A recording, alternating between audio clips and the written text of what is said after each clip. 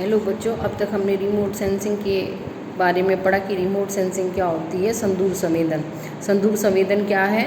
एक दूर से बिना किसी वस्तु को छुए हमने किसी चीज़ की जानकारी ली, उसको हम संदूर संवेदन कहते हैं।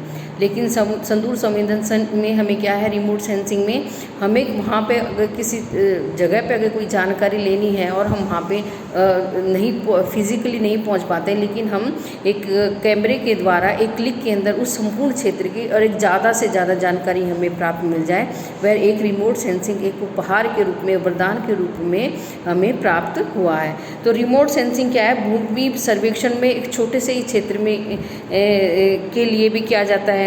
एक निश्चित सर्वे के लिए काफ़ी समय लग जाता है इसके लिए। इस प्रकार एक जिले के संसाधनों मूल्यांकन करने के लिए कई महीने लग जाते हैं, लेकिन रिमोट सेंसिंग में हम क्या करते हैं, ऊंचाई से सर्वेक्षण करके उस जगह की उस संसाधनों की जानकारी हमें आसानी से प्राप्त हो जाती है। तो रिमोट सेंसिंग में क्या है, भूमिगत जो हमें सर्वेक्षण करना है, यानी जिसकी हमें डाटा कलेक्ट करने हैं, जानकारी प्राप्त करनी है, भूमिगत सर्वेक्षणों की सीमित उपयोगिता के कारण बड़े क्षेत्रों के लिए रिमोट सेंसिंग का उपयोग किया जाता है। पहला है ऊंचाई से सर्वेक्षण। कैसे उपयोग किया जाता है? Survey of elevation. सबसे यानी सब ऊंचाई से कैसे करेंगे? आरंभ के लिए सर्वेक्षण किसी पहाड़ी या वृक्ष पर चढ़कर दूर के क्षेत्र का अवलोकन करते हैं। इसे ऊंचाई से सर्वेक्षण के कारण सर्वेश का क्षेत्र जो है विस्तार बढ़ जाता है और रिमोट सेंसिंग का एक बड़ा रूप हमें प्राप्त हो जाता है। यानी हम किसी ऊंचाई पे गए और ऊंचाई से हमने किसी जगह सर्वेक्षण करा, रिमोट सेंसिंग है, तो एक संपूर्ण ज़्यादा से ज़्यादा क्षेत्र की हमें संपूर्ण जानकारी मिल जाती है। अब है हवाई चित्र के द्वारा रिमोट सेंसिंग कैसे करेंगे? एरियल फोटोग्राफ भी रिमोट सेंसिंग का ही एक रूप है। जैसे संदूर रिमोट सेंसिंग का प्रथम प्रयास 1858 में पेरिस नगर में किया गया, जबकि गुब्बारे के साथ एक कैमरा बांधकर चित्र लिया गया और पहले महायुद्ध के बाद यह युवान कैमरों सहित का प्रयोग किया गया, जो कम से कम ऊंचाई के लिए ऊंचाई के चित्र लेते थे और इन चित्रों के द्वारा भूमि का धरातल, भूरचना, सेल प्रभाव, भू उपयोग आदि का मानचित्र बनाए जाते थे। इसके अलावा उपग्रहों द्वारा हम कैसे रिमोट सेंसिंग करेंगे, सर्वेक्षण करेंगे, सैटेलाइट कैसे लेंगे? तो हम अंतरिक्ष यात्राओं के विकास के साथ उपग्रहों में वीडियो कैमरे लगाए गए जो भूतल के चित्र लेते हैं। उपग्रहों से प्राप्त मौसम संबंधी जानकारी मौसम के पूर्व अनुमान के में बहुत सहायता करते हैं। भारतीय मौसम विभाग इनसैट 28 उपग्रह से मौसम की संपूर्ण जानकारी प्राप्त करता है।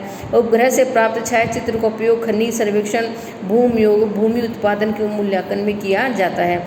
इसके अलावा रिमोट सेंसिंग का क्या आधार होगा? रिमोट सेंसिंग का मुख्य आधार विद्युत चुंबकीय विकिरण, इलेक्ट्रोमैग्नेटिक रेडिएशन, EMR, जो जिस चीज़ से हमें संपूर्ण जानकारी मिलती है उसको हम क्या बोलते हैं? संदूर संवेदन का किस आधार यानी किस प्लेटफॉर्म से ये काम करता है? जैसे रिमोट सेंसिंग का मुख्य आधार विद्युत चुंबकीय विकिरण, जिसको हम इंग्लिश में बोलेंगे इलेक्ट्रोमैग्नेटिक रेडिएशन और शॉर्ट फॉर्म में बोलेंगे EMR। यानी इस EMR के दो स्रोत है, प्राकृतिक तथा मानवीय। प्राकृतिक नेचुरल स्रोत से सूर्य द्वारा विकिरित ऊर्जा है जो भूतल से परावर्तित होती है, और EMR का कृत्रिम स्रोत आर्टिफिशियल रडार सिस्टम, रडार जो होते हैं विद्युत चुंबकीय क्षेत्र में कार्य करते हैं। जो EMR है, इलेक्ट्रोमैग्नेटिक रेडिएशन, कहाँ से मिलती है? मुख्य रूप से दो रूप से मिलती है। पहला रूप है सूर्य की किरणें, दूसरा रूप है आर्टिफिशियल रडार जो मानव द्वारा कृत होते हैं रडार, ये EMR छोड़ते हैं जी, ये जो वातावरण में इनको भेजा जाता है और इनसे संपूर्ण जानकारी प्राप्त की जाती है। इसके अलावा किस प्रोसेस से चलती है remote sensing? Remote sensing system क्या है? सिस्टम विद्युत चुंबकीय विकिरण यानी EMR आधारित संदूर संवेदन निम्न प्रक्रिया 4 भागों पे होता है। जैसे स्रोत, विद्युत चुंबकीय विकिरण का स्रोत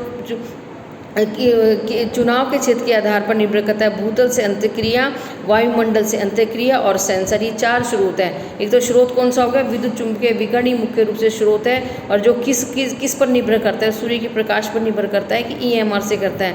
भूतल से अंतःक्रिया करता है, ये जो EMR छोड़ी जाती है पृथ्वी के तल पर मिलने वाली वस्तु की विशेषताओं के अनुसार विकिरण निर्भर करता है। यानी जो सूर्य का प्रकाश चलता है और धरातल पर जो भी वस्तु होती है, जैसे पौधा है, पेड़ है, तो ये जो सूर्य का प्रकाश होता है उसको क्या करते हैं? ग्रीन, हरित, उसमें प्रोसेस में बदल के अपना भोजन बनाते हैं। अगर ये पेड़ पे पड़ेगा तो ये सूर्य का प्रकाश अपने पत्तों पे क्या करेंगे, अपना खाना बनाएंगे।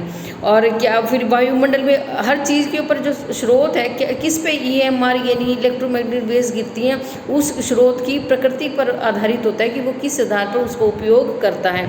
और वायुमंडल से अंतःक्रिया, वायुमंडल से गुजरने वाली विकिरण भी बिखर जाती है। और सेंसर, विद्युत चुंबकीय विकिरण एक यंत्र जैसे रेडार, मीटर, कैमरा द्वारा रिकॉर्ड किया जाता है, जिस संकेत या सिग्नेचर, जिसे इंग्लिश में सिग्नेचर कहते हैं, कहा जाता है। तो चुंबकीय विकिरण क्या करता है, रेडियोमीटर कैमरा द्वारा जो वेव्स मिलती है, EMR मिलती है, उनको रिकॉर्ड करता रहता है और जानकारी प्राप्त रहती है।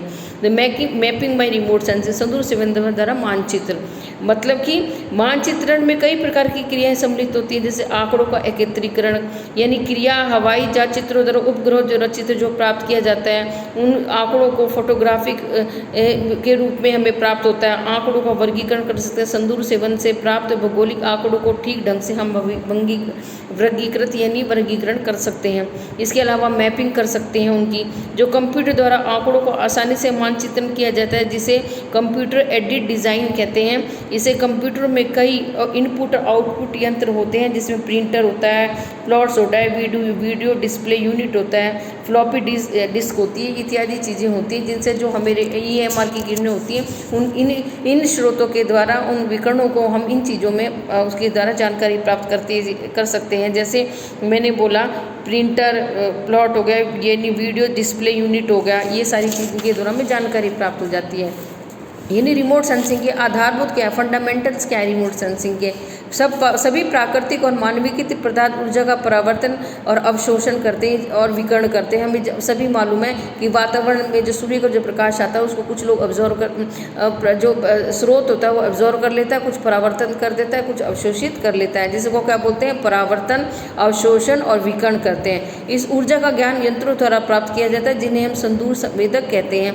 मुख्यतः निम्नलिखित 4 प्रकार के यंत्र होते हैं। कौन कौन से होते हैं, रेडियोमीटर होता है, ऑडियोमीटर होता है, मैग्नेटोमीटर होता है और ग्रेवोमीटर होता है। जो रेडियोमीटर होता है ये विद्युत चुंबकीय ऊर्जा का कुछ भाग को मापता है। ऑडियोमीटर क्या होता है, ध्वनि की तीव्रता को मापता है।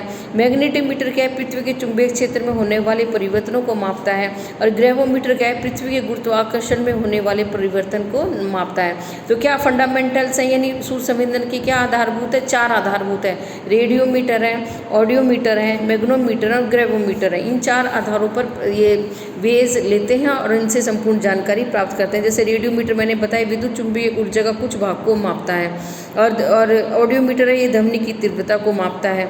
मैग्नेटोमीटर है पृथ्वी के चुंबकीय क्षेत्र में होने वाले परिवर्तनों को नापता है। और ग्रेवोमीटर है पृथ्वी के गुरुत्वाकर्षण में होने वाले परिवर्तनों को मापता है।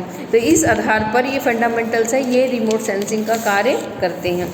तो क्या हुआ रिमोट सेंसिंग का, क्या जो रिमोट सेंसिंग है वो उनकी सीमित उपयोगिता मैंने कई क्षेत्र में बताई, जैसे ऊंचाई से सर्वेक्षण कर सकते हैं, हवाई चित्र ले सकते हैं, उपग्रहों द्वारा सर्वेक्षण कर सकते हैं। संवेदन संवेदन के आधार मैंने बताए, जैसे पहला तो सोर्स ही होगा कि सोर्स से कौन सा मानवीकृत सोर्स है, कि प्राकृतिक स्रोत है, कि रेडार है, कि सूर्य का प्रकाश है, भूतल के साथ ये जो प्रकाश EMR भेजा जाता है वो किस तरीके से क्रियाएँ करते हैं, क्या सेंसर है, विद्युत चुंबकीय विकिरण जो रेडियोमीटर है, कि मैग्नेटोमीटर है, कि ऑडियोमीटर है, किस द्वारा जो रिकॉर्ड किया जाता है वो कैसे प्राप्त किया जाता है। इसके अलावा आंकड़ों का एकत्रीकरण कैसे किया जाता है, चित्रों के चित्र लिए जाते हैं कि उनका एलिगेटर द्वारा प्रयोग किया जाता है।